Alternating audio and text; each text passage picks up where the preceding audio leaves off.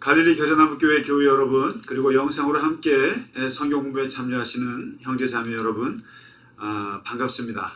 오늘 예언서 6번째 시간이 되겠습니다. 지난주에 우리가 2주에 걸쳐서 아모스 최초의 문서 예언자라고 할 수 있는, 그리고 사회 정의 제데카와 미슈파트라고 하는 이런 중요한 사상을 전파했던 아모스를 다루었습니다. 오늘은 그 같은 시대이죠. 그러니까 주전 8세기입니다. 주전 8세기고 북이스라엘 상황이고, 그리고 여로보암 2세, 그러니까 솔로몬 이후 최고의 황금기 또 번영기를 구가했던 여로보암 2세 시대를 배경으로 활동했던 선지자들입니다. 그러니까 이제 아모스가 있고, 또 오늘 다룰 호세아가 있고, 이제 미가, 요나, 또 이제 이사야 정도가 이제 있는데요. 일단 아모스에 이어서 오늘 이제 호세아를 다루게 되는데요. 이 아모스가 정의를 크게 외친 그 선지자라고 한다면은, 호세아는 정의보다는 헤세드, 그러니까 하나님의 인의, 하나님의 사랑을 오히려 더 강조했던 그런 선지자로 이제 크게 좀 차별화가 될 수가 있습니다. 그러나 이제 물론 그 호세아도 그 북이스라엘의 같은 시대를 다루고 있습니다만은, 아모스 같은 경우는 여로보암 2세라고 하는 그 시대에 활동했다면, 호세아는 그 바로 다음이에요. 그러니까 이제 그 남북 분열의 역사지 않습니까? 그런데 이제 간단히 우리가 항상 기억해야 될 것이, 북쪽의 북이스라엘은 한 210년 정도밖에 못 가요. 그리고 남유다죠. 남유다는 비록 나라가 작아도 한 350년 정도를 가거든요. 그런데 이제 여로보암 2세 때가 가장 이제 황금기였는데, 여로보암 2세가 죽으면서 이 북이스라엘은 이제 내리막길을 겪습니다. 북이스라엘의 역사는 한 210년, 208년이죠. 208년 동안 지속되면서 19명의 왕이 이제 바뀌는데, 여기서 8번의 쿠데타가 발생하고, 남유다는 한 344년, 350년 정도가 지속되면서 여기는 한 20명 정도 왕이 이제 가는데, 이 말씀드렸잖아요. 예루살렘이 어디 있습니까? 남유다에 있죠. 그리고 이 남유다가 정통 왕조라고 한다면은, 여기에서 이제 빠져나간 게 북이스라엘이죠. 나라는 클지 몰라도 정통성이 없죠. 그러다 보니까 북쪽에서는 쿠데타로 왕들이 8번이나 이제 죽어나가게 되고, 남유다에는 그런 쿠데타가 없었습니다. 그러니까 안정적인 거죠. 그런데 이 8번의 쿠데타 중에서 바로 이제 여로보암 2세가 죽고 나서 이제 스가랴, 살룸, 므나헴, 브가히야, 베가, 호세아는 이게 선지자 호세아가 아니고 왕이 호세아 이름입니다.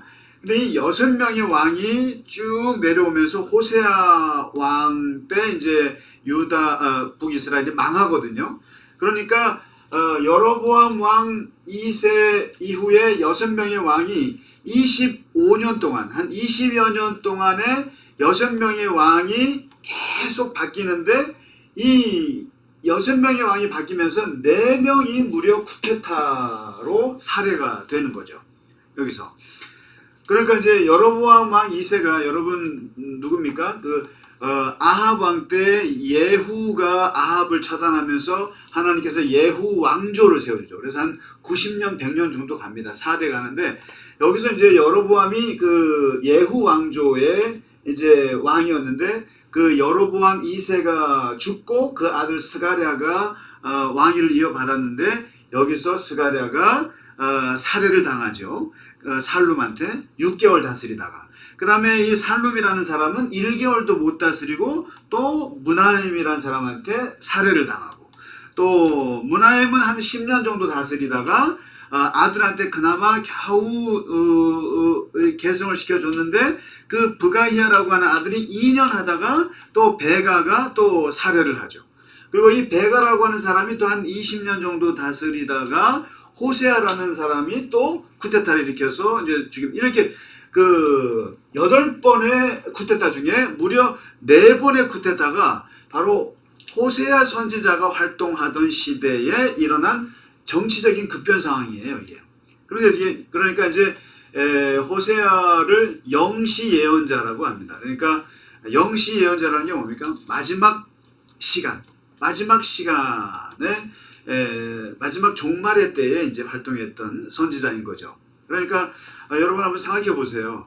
한 20년 동안 대통령이 6명이 바뀌는데 거기서 무려 4명이 다 암살을 당했다고 생각해 보세요. 그 나라가 정상적인가? 우리가 박정희 대통령께서 이제 그 80년에 그 이제 암살을 당해서 이제 서거했잖아요. 그랬을 때 우리가 얼마나 큰 충격을 받았습니까? 대통령이 살해를 당했다. 근데 이게 무려 20년 동안 5년마다 대통령이 살해를 당하면서 정권이 바뀐다. 이거는 거의 그 나라가 무정부 상태인 거죠. 그리고 지금 미얀마 같은 그 군부의 쿠데타 같은 경우도 이게 절대로 좋은 게 아니죠. 이런 상태에서 결국은 이런 것이 반복이 되다 보면 그 나라는 이제 망조가 드는 거죠. 망하는 거죠. 그래서 결국에는 이 여로보암 2세, 그 다음에 스가랴, 무나헴, 뭐 이렇게 배가 이런 식으로 이어져서 결국 호세아라고 하는 왕을 끝으로 해서 아수르 제국에게 완전히 끝나게 되는 역사의 이제 마지막 때가 바로 호세아 선지자가 활동했던 때입니다. 이럴 때 이 호세아가 등장해서 이제 그 예언 활동을 하는데, 호세아라고 하는 그 이름이 여러분 무슨 뜻이겠습니까? 구원하다라는 뜻이죠. 구원이라는 뜻입니다. 이 호세아랑 같은 이름이 뭡니까? 여호수아죠. 그리고 여호수아와 또 같은 이름이 예수입니다. 그러니까 예수님, 여호수아, 호세아 이게 다 같은 이름입니다. 그래서 자기 백성을 구원하다, 또 구원하소서 이런 뜻이 되겠죠. 그런데 이제 이 호세아는 일단은 그 모든 선지자들이 그 자신의 그 예언 활동에서 저희가 첫 시간에 말씀드렸지만 상징적 행위가 있다 그랬죠. 그러니까 심볼릭 액트가 있다 그랬습니다. 근데 그 상징 행위가 있는데 이사야 같은 경우는 이게 이제 망한다라고 하는 메시지로 3년 동안 벌거벗고 다녔던, 그러니까 마치 그런 정말 누드 퍼포먼스를 하신 거죠. 그 다음에 예레미야 같은 경우는 이제 바벨론에 우리가 망할 것 같다고 하는 의미에서 멍에를 메고 돌아다니는 이 상징 행위가 있죠. 이제 에스겔 같은 경우는 자신의 그 제사장으로서 해서는 안 되는 건데 머리카락이나 수염을 잘라서 저울에 달아서 태우고 바람에 날려버리는, 이게 이제 나라가 망한다는 뜻이거든요. 이런 식의 이제 퍼포먼스를 했다면 호세아는 뭐 3년 또는 뭐 잠시 하는 게 아니라 불행한 결혼 생활이라고 하는 자기의 인생 전체가 상징적 행위가 됩니다. 호세아는. 그래서 예언자들 중에 가장 그 어려운 그런 그 상징 행위를 가졌던 사람인데, 여기서 이제 호세아가 했던 그것이 바로 음란한 여인 고멜과 결혼을 하게 되고, 그리고 그 고멜과 끊임없이 바람을 피게 되는 그 고멜을 찾아서 데리고 오고, 또 심지어는 그 남자에게 돈을 주고 다시 또 데리고 오기도 하고, 그리고 끊임없이 밤낮으로 아내를 찾아 헤매는 그런 그 남편의 모습, 그리고 그 가족들의 그 불화스러운 그러한 삶 자체를 하나님께 이제 이 예언의 상징적 행위로 이제 보여주고 있는데 여러분 이 호세아가 이제 이게 보면은 하나님께서 호세아에게 음란한 여자랑 결혼하라. 이게 호세아는 사실은 제사장 가문이거든요. 제사장 가문 사람인데 여러분 그 레위기서나 이런 데를 읽어보시면은 이 제사장이 결혼하지 말아야 할 여인들 중에 하나가 이제 주로 이제 이런 게 있어요. 그 뭐 매춘부라든가 또 뭐 이렇게 그 이제 해서는 안 될 대상자들이 있어요. 그 중에 이제 매춘부가 나오는데 이 제사장 가문의 이 호세아가 그런 고멜 같은 음란한 여인과 결혼을 했다. 하나님께서 그렇게 하라고 했다. 이제 예언서에 보면 그렇게 하나님이 그렇게 명령했다고 나오는데 여러분 이제 실상으로 들어가 보면 과연 그러했을까? 그런 하나님께서 호세아에게 원하지도 않는 결혼을 강제로 하게 하셨을까? 그런 것이 아니죠. 그런 것이 아니라 이제 그 처음부터 그런 줄 알고 결혼한 건 아니었다고 봐요. 그리고 이제 정상적으로 결혼을 했겠죠. 결혼을 했는데 이제 살다 보니까 그 아내가 이제 가출을 하고 또 외간 남자를 만나고 이런 것 때문에 끊임없이 싸우고 데려오고 또 이것 때문에 하나님께 하소연하고 얼마 이제 괴로워했을 거예요. 그리고 음녀가 된 아내를 다시 또 사랑하고 또 돈까지 줘가면서 데리고 오고 이러면서 아주 불행한 결혼 생활을 하게 된 거죠. 그러면서 이러한 자신의 운명, 제사장 출신인데 자신의 운명을 이제 그렇게 살면서 이것을 하나님의 앞에서 이제 성찰하기 시작했다는 거죠. 성찰하면서 이 나의 이런 고통스러운 이 결혼 생활이라는 게 도대체 뭘 의미하는가라고 성찰을 하게 되고 그리고 이 성찰을 이스라엘이라고 하는 민족적인 운명으로까지 이제 확대하기 시작한 거죠. 그러니까 여러분 이게 그렇습니다. 하나님이 강제로 결혼하게 하셨다 이런 건 없어요. 없고 모든 거는 자기의 삶에 그렇게 주어진 삶에서 이것을 하나님 앞에 기도하고 성찰하면서 이것이 뭔가 그 예언 그 메시지로 다시 이제 승화가 되는 거죠. 그렇게 봐야 될 겁니다.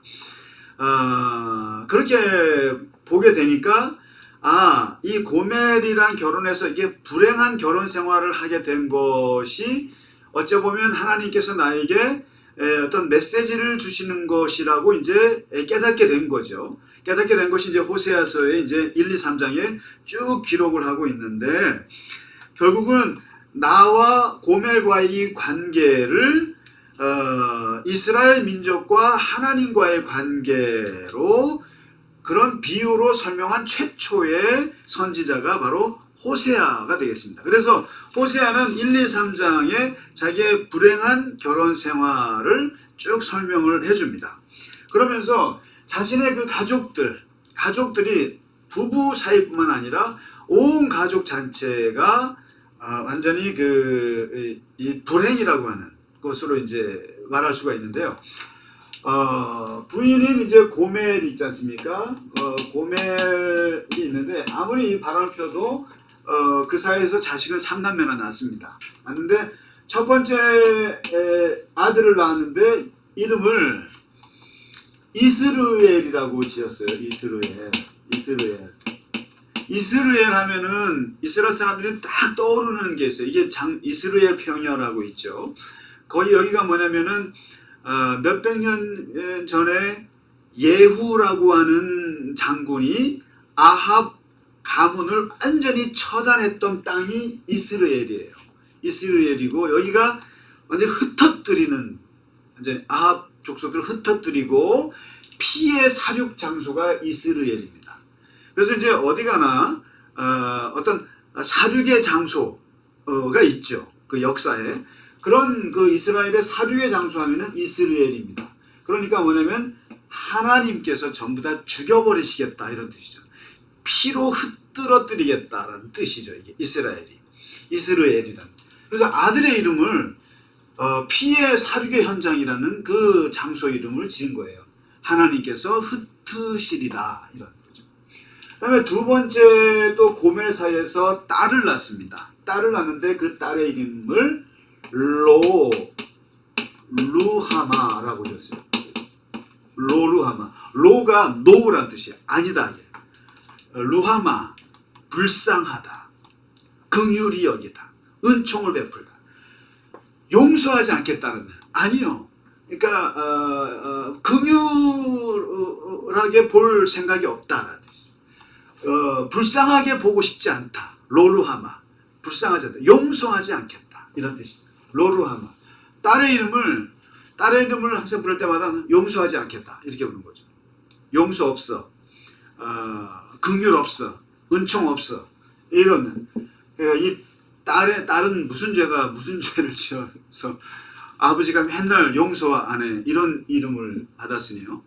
그 다음에 또 세 번째는 아들을 낳거든요. 세 번째 아들을 낳는데 이름을 아예 더 센 이름을 낳습니다. 로암미라고. 아주 충격적인 이름. 로암미. 나의 백성이 아니다. 암미. 내 백성이 아니다. 너희는 내 백성이 아니야. 내 자식이 아니야. 이런 뜻이죠. 그러니까 호세아가 셋째 아들 부를 때마다 넌 내 아들이 아니야. 넌 내 자식이 아니야. 내 백성 아니야. 맨날 이런 소리를 들었다고 생각해 보세요. 이 집안이 잘 돌아가겠습니까? 엉망인 거예요. 부인은 맨날 가출하죠. 그리고 큰아들 이름은 흩어뜨리겠다라는 뜻이고 둘째 딸 이름은 용서하지 않겠다, 불쌍하지도 않다 뜻이고 셋째 아들은 내 백성이 아니다. 이런 이름으로 자식들의 이름을 지어줬으니 얼마나 그 가정이 괴롭고 힘들겠습니까? 그러니까 이제 이러한 것이 호세아의 상징행위라는 거예요. 예언에 있어서 아주 중요한 비유가 됩니다. 나의 이러한 불행한 결혼 생활이 곧 뭐냐? 이스라엘 민족의 불행이라고 지금 확대하는 거예요. 이스라엘 민족. 그럼 이스라엘 민족이라고 하는 한 주체가 있다면 이 이스라엘 민족이 바로 고멜이라고 하는 겁니다. 고멜이 누구냐? 이스라엘 민족이라는 거죠. 지금. 그리고 바로 이 고멜을 끝까지 사랑하는 호세아가 누구냐? 하나님이라는 거죠. 하나님과 바로 이스라엘이 바로 호세아와 고멜과 같이 끊임없이 바람피고 외출하고 가출하는 이스라엘 백성들을, 이스라엘 민족을 끊임없이 쫓아가면서 데리고 오는 하나님과의 관계가 바로 이것이다. 그리고 이 하나님께서 이스라엘을 향해서 했던 메시지가 바로 이 삼남매의 이름에 담겨 있다. 내가 너희를 흩트러 버릴 것이다. 죽여버릴 것이다. 그 다음에 내가 용서치 않을 것이다. 그리고 너희는 내 백성이 아니다. 이게 바로 현재 이스라엘이 하나님께로부터 받게 되는 그런 메시지였다라는 거거든요. 이랬을 때, 그럼 이제 호세아가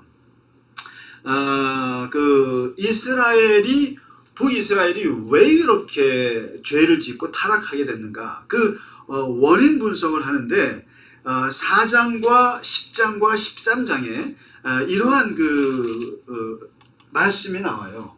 뭐냐면 이게 참 아모스에도 보면 여로보암 2세 때의 그 이스라엘의 엄청난 번영과 그리고 그다음에 영토 팽창과 그리고 경제적인 부흥들로 인해서 타락상들이 발생했지 않습니까? 그런데 호세아도 뭐라고 지적을 하냐면 4장 7절에 보면 너희가 번성할수록 내게 범죄하는도다 이런 얘기를 합니다. 번성할수록 범죄가 더 심해진다 이렇게 보고 있습니다. 그리고 10장에 보면 그 10장을 좀 자세히 보시면 10장 1절, 2절, 3절을 좀 보시면 이스라엘의 죄의 메커니즘을 호세아가 아주 잘 분석을 하고 있어요. 뭐라고 하냐면 10장 이거는 이제 4장에서 한 말씀이고요. 10장에서 보면은 너희가 번영할수록 그러니까 돈이 많아지고 잘 살수록 잘 될수록 열매가 많을수록 주상을 아름답게 한도다. 재단을 포도가 많아질수록 재단을 많게 쌓고 또 번영할수록 주상을 아름답게 한다. 이게 뭡니까? 재단을 많이 만들고 주상을 많이 만든다. 이게 뭐냐면 우상 숭배가 많아진다라는 거예요. 번영할수록.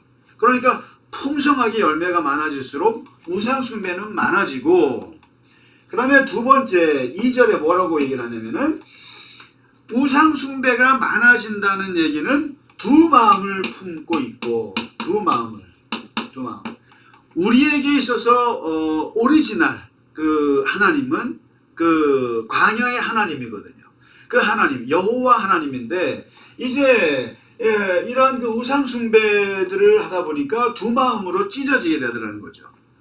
두 마음을 품게 되고, 그리고 이 번영할수록 두 마음이 들면서 세 번째 호세아가 뭘 지적하냐면은 하나님을 두려워하지 않더라 이거죠. 하나님을 두려워하지 않고 왕이신 하나님이 우리에겐 없다라고 이제까지 얘기한다는 거죠. 하나님이 없다. 두려워할 왕이 없다. 이렇게까지 이제 배짱을 부리는 거죠. 그러면서 이 지금 이스라엘이 하나님을 떠나게 되고 범죄하게 된 이유는 번성 때문이다. 번영 때문이다. 그리고 이 13장에서는 뭐라고 얘기를 하냐면요. 13장에서는 번영이라는 게 배가 부른 거지 않습니까? 육체적인 배가 부르는 건데 배가 불러서 교만해졌다. 교만하여서 결국은 하나님을 망각하게 됐다. 이렇게 봅니다. 그러니까 호세아는 지금 고멜과 같이 이스라엘 백성들이 하나님을 떠나게 된 이유를 번성, 번영, 교만 이렇게 지적을 하면서 이러한 죄악상이 이제 생기게 되고 하나님을 떠나게 되는데요. 여기서 이제 호세아가 아모스에 비해서 무슨 그 사랑의 선지자라고도 하지만은 그러나 호세아의 또 이 지적하는 걸 보면 굉장히 날카롭습니다. 7장에 보면 끊임없이 이스라엘이 도둑질과 노략질이 심하다고 얘기를 합니다.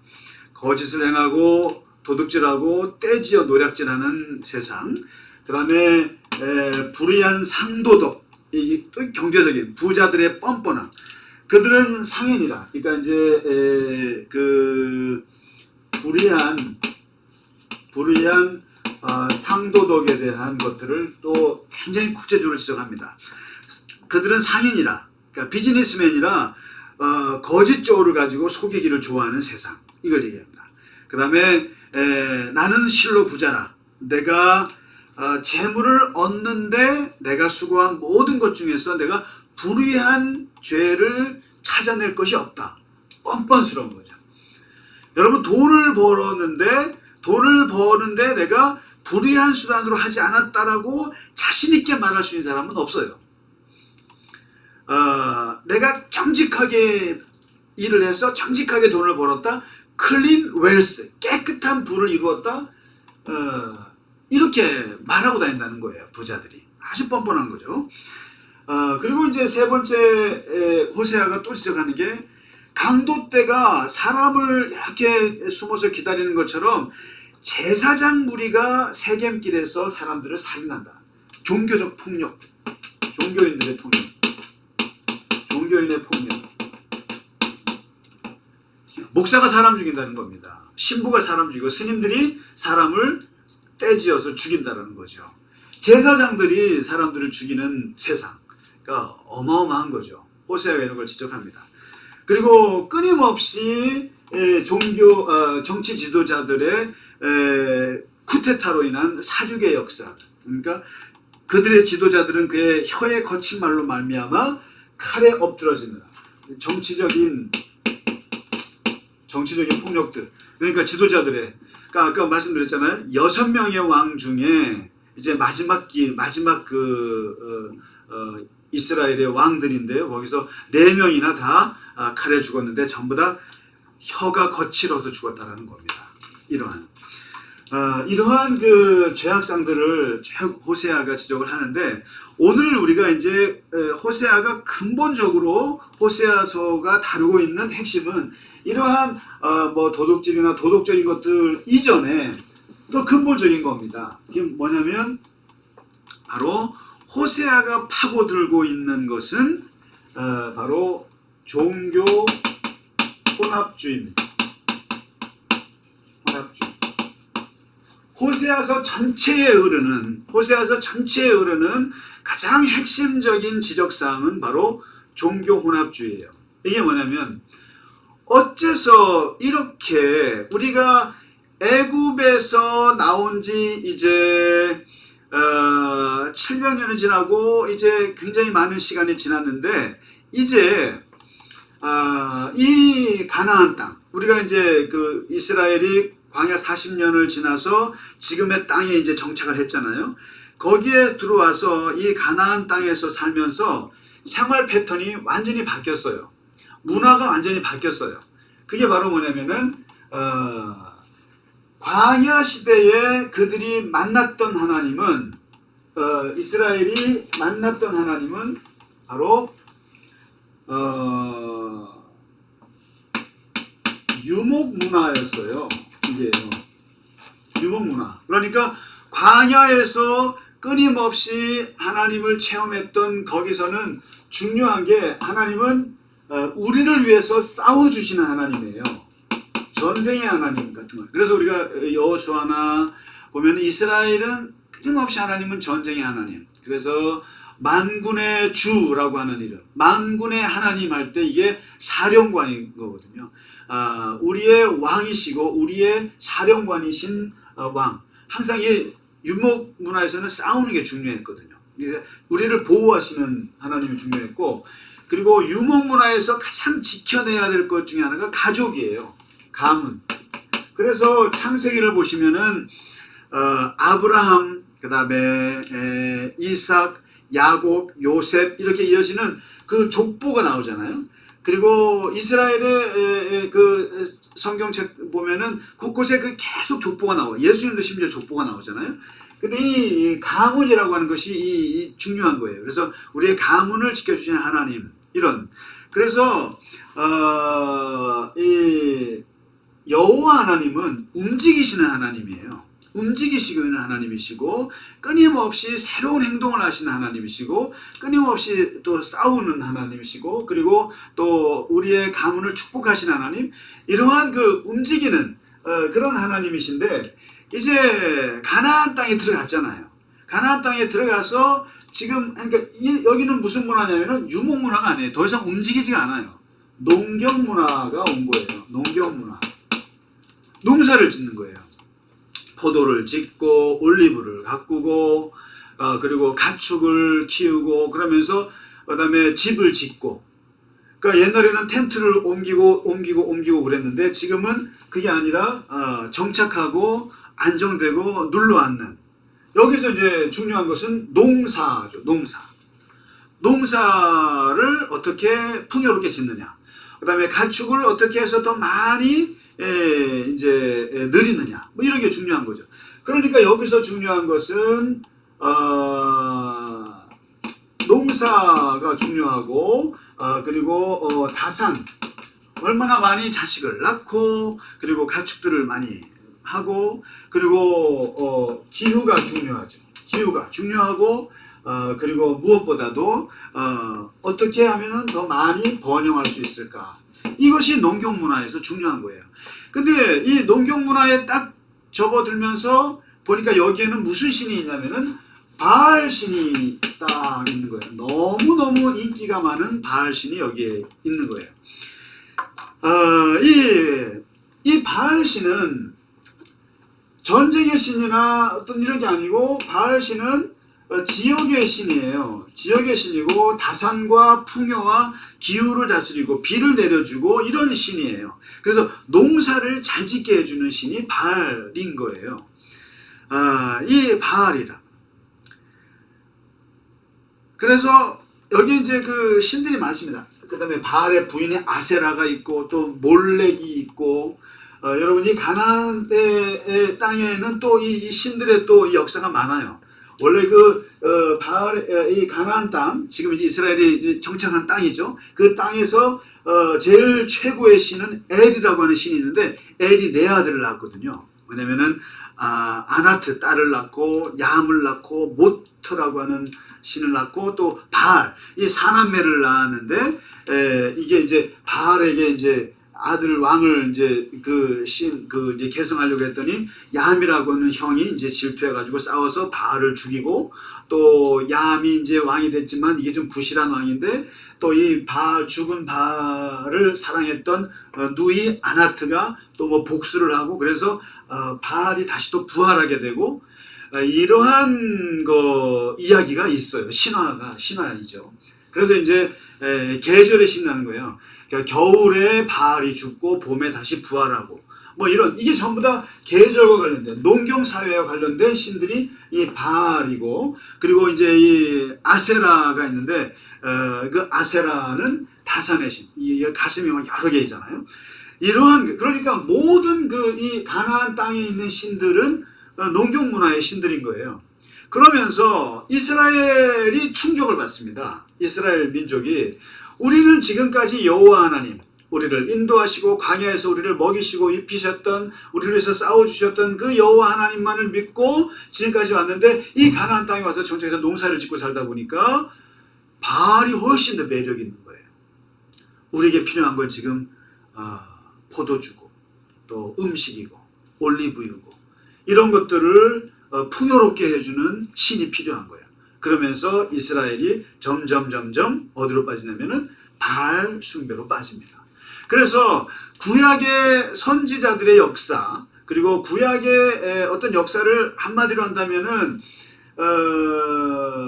우상 숭배와의 싸움이에요. 바알과의 싸움이었습니다. 이건 다시 말해서 농경 문화와 유목 문화의 충돌이기도 한 거죠. 여기에서 이제 호세아가 활동하던 시대에 바로 이제 이게 주전 8세기 아닙니까? 이때 나와 있는 고고학적인 유물에 보면 이런 게 발견됐다고 그래요. 뭐냐면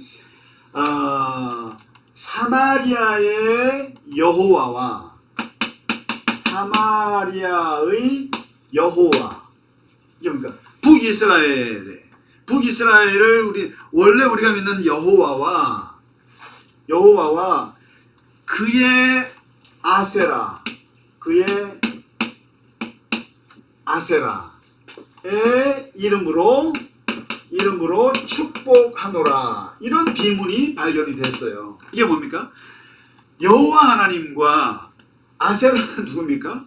바알의 부인이잖아요. 또 물론 또 그 바알의 아버지 엘의 부인이기도 합니다만은 이 아세라가 어느 사이에 여호와 하나님과 결혼을 해버렸어요. 여호와 하나님. 그러면서 여호와 하나님은 유일하신 하나님이시고 여호와 하나님은 한 분 하나님이시고 여호와 하나님은 오직 유일신이신 분이에요. 하나님은 절대로 누구와 결혼을 맺거나 관계를 맺는 그런 분이 아니세요. 기독교 하나님은. 그런데 이 호세아가 활동하던 이 시대에는 얼마나 종교 혼합주의 문화가 심해졌는지 바로 여호와 하나님과 바알의 부인 아세라를 묶어버려서 두 이름으로 축복하는 이러한 시대가 돼버린 거죠. 그러니까 호세아가 보았을 때 이러한 종교 혼합주의 완전히 여호와 하나님을 이스라엘 백성들이 이제 버리지도 못하고 그렇다고 해서 여호와 하나님을 또 온전히 섬기지도 못하는 지금 두 마음을 품게 된 현재 이스라엘의 상태를 말해주고 있습니다. 그러나 현재 이스라엘 백성들은 계속 바알과 아세라 쪽으로 마음이 더가 있다는 거죠. 그래서 지금까지 오늘 이 호세아서는 이제 아모스가 어떻게 보면 이제 사회 정의가 내팽개쳐지는 그런 사회를 지적을 했다 그러면, 호세아는 근본적으로 종교적인 문제, 그런 사회 정의가 그다음에 이 땅의 어떤 그 ጼ데카와 미슈파트가 사라지게 된 근본적인 원인으로서, 영적인 원인, 바로 우상 숭배, 바알에 대한 숭배, 종교 혼합주의, 이러한 것에서 출발한다고 하는 관점에서는 좀 다릅니다. 그래서 호세아에게 있어서는 바로 이 종교, 그런 이런 혼합 문화가 중요한 지금 사안이 되고 있고, 여기에서부터 지금 다 문제가 발생하고 있습니다. 그래서 어떻게 보면 이 고멜과의 불행한 결혼 생활이라고 하는 이 상징적인 행위는 바로 이스라엘의 그 우상 숭배라고 하는 그 문제를 설명하는 가장 좋은 비유가 되고 있는 거죠. 자, 오늘은 일단은 호세아가 문제 삼고 있는 영적인 문제, 영적인 타락상, 우상 숭배, 바알의 문제를 이제 근본적으로 다뤘고요. 그리고 이제 다음 주에는 우리가 호세아가 그러면은 이스라엘에게 없는 게 무엇인가, 지금 없는 게 무엇인가. 이제 이 호세아는 미리 말씀드립니다만은 헤세드의 선지자입니다. 헤세드, 가장 중요한 바로 그 호세아 6장 6절이 핵심 구절인데요. 바로 그 헤세드, 그 아모스가 ጼ데카, 아모스 하면 ጼ데카가 생각나야 한다면 호세아는 헤세드라는 단어가 떠오르셔야 됩니다. 헤세드. 그리고 여호와 하나님을 아는 지식, 다트 엘로힘, 다트 엘로힘, 엘로힘. 이 두 단어가 이렇게 핵심인데, 다음 주에는 호세아가 어떻게 하면 우리가 그 회복될 것이고, 하나님은 이러한 그 고멜같이 떠나 있는 이스라엘 백성들을 향해서 어떤 마음을 가지고 계신가를 다음 주에 공부하도록 하겠습니다. 오늘 호세아서 첫 시간 함께 해주신 교우 여러분께 감사드립니다. 마치도록 하겠습니다. 고맙습니다.